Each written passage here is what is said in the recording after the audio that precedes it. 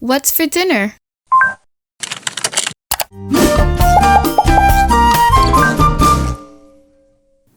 Hey everyone, I'm Chef Z and welcome back to my channel, Chef Z Cooks. Today we're going to be making Peruvian chicken with the green sauce because yes, you definitely need the green sauce whenever you're making this dish. Now, Peruvian chicken is sometimes referred to as pollo a la brasa, and that's because you can cook it either on the grill or in the oven, but regardless of how you cook this chicken, it's going to be amazing, and that's because the secret is in the marinade. Now, speaking of the marinade, I will be using Aji Amarillo Paste, and that's an ingredient that may be either hard to find depending on where you live, or it may be something that you're unfamiliar with, but don't worry because I'll definitely walk you through some of the substitutions.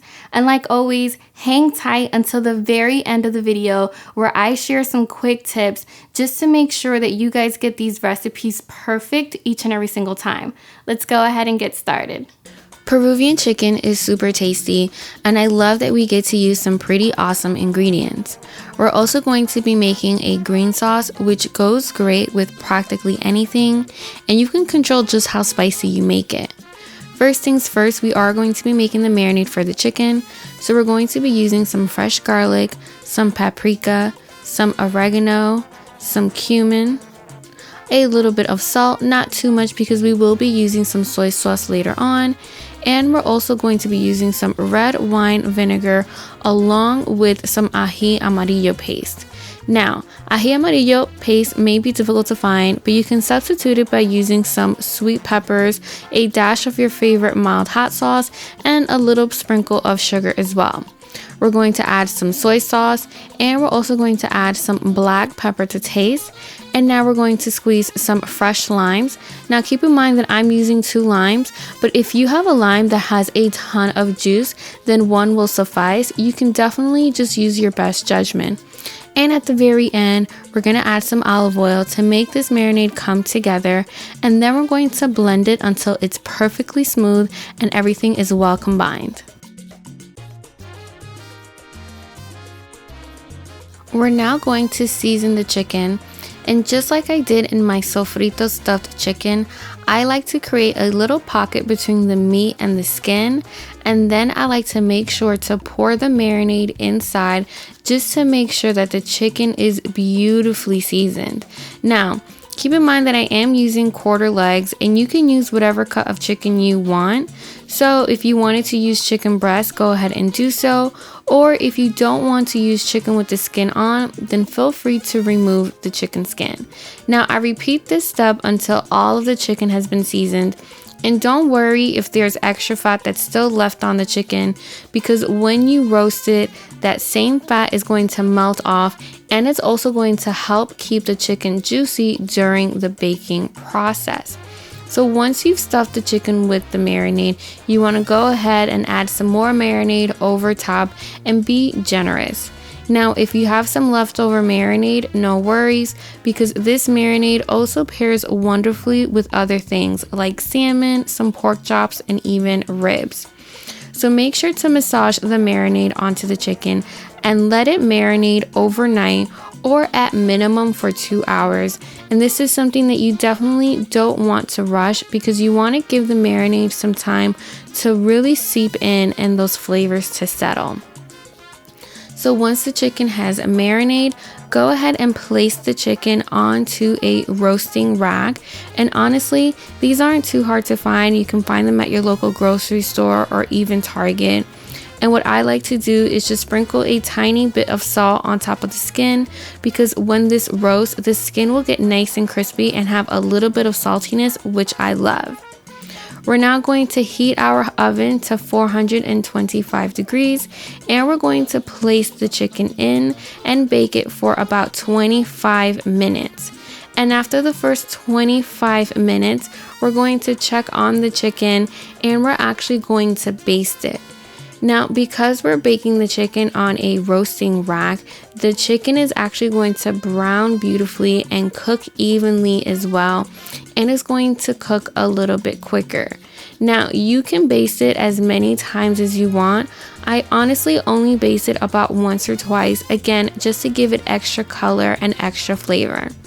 And once I'm done basting the chicken, I place it back in, and then I turn the temperature down to about 400 degrees, simply because I don't want the chicken to burn, and I want it to have this beautiful brown color that you see right here.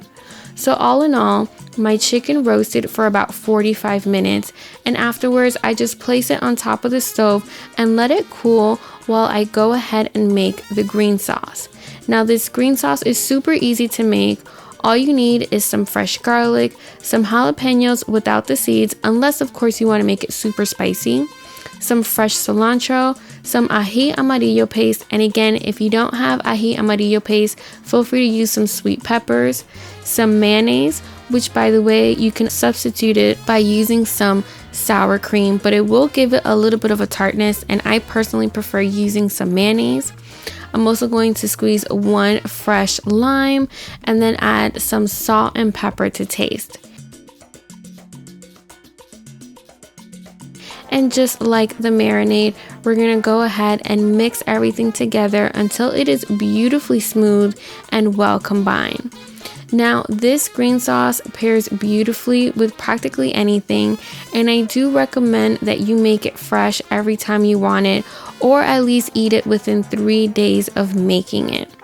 So as you can see, this sauce is beautifully smooth, it's super delicious, and it smells even better.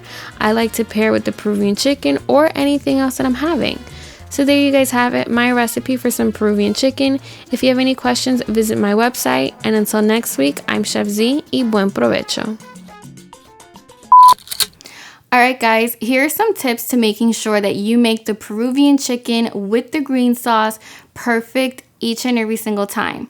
My first tip, feel free to use whatever cut of chicken you like. So if you're someone who doesn't like bone-in chicken, you can definitely make this dish only using chicken breast, but just keep in mind that depending on the cut of meat you use, it will affect your cook time, so be on the lookout for that. My second tip is definitely bake your chicken on a rack if you have one. Now keep in mind, you don't have to go out and get a special rack.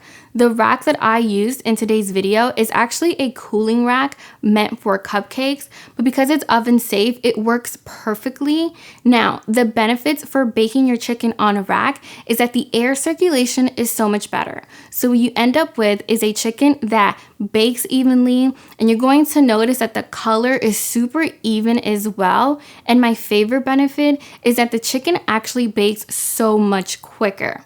Now, my third tip for this recipe is don't rush the process. Let that meat marinate completely fully, and I promise you, you're going to end up with a chicken that is super flavorful and super juicy. So what I recommend is, at the very least, let it marinate for 2 hours, or even better, let it marinate overnight in the refrigerator. Now, my last tip is about the green sauce. The green sauce is something that you can eat with chicken, with ribs, with fries, anything. It is that delicious. But do keep in mind that you can definitely control the heat. So if you want it super spicy, go ahead and add some extra seeds. If you're worried about the sauce being too spicy where it's going to set your mouth on fire, I mean, it won't, but let's just say you're worried. Don't add the seeds, or start with one jalapeno, taste it, and then work your way up to a second one. Or if you like me, sometimes when I make the green sauce, I have a mild and I have a super spicy. So there you guys have it, some quick tips to making sure that you make this dish perfect each and every single time. Thank you guys so much for watching today's video. Don't forget to subscribe and join the Chef Z family. And if you need some inspiration on what to cook next, go ahead and click right here.